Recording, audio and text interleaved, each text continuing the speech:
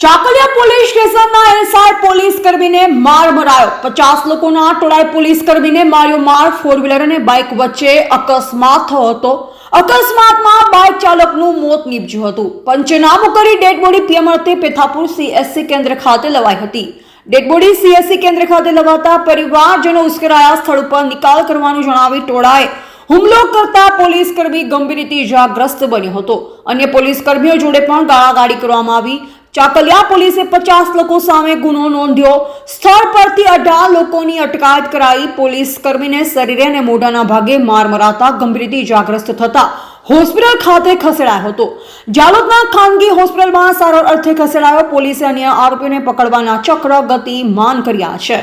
અહેવાલ પૃથ્વીગીરી ગોસ્વામી।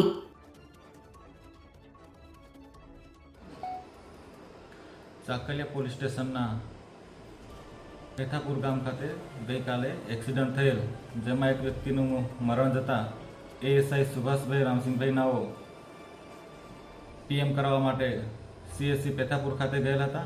ત્યાં મરણ જનારના કુટુંબીઓ ભેગા થઈ અને સુભાષભાઈને કહેલ કે તમે અમને પૂછ્યા વગર બનાવાળી જગ્યાથી ડેડ બોડી કેમ ઉપાડી અને વાહનો ત્યાંથી કેમ ઉપાડ્યા તેમ કહી તેમની સાથે બોલાચાલી કરી ઝઘડો કરતા સુભાષભાઈને આશરે 50 માણસોનું ટોળું થઈ અને ગળદા પાટોનો માર મારેલ તથા પાઇપ તથા લાકડી વડે માર મારી ઈજા પહોંચાડેલ છે।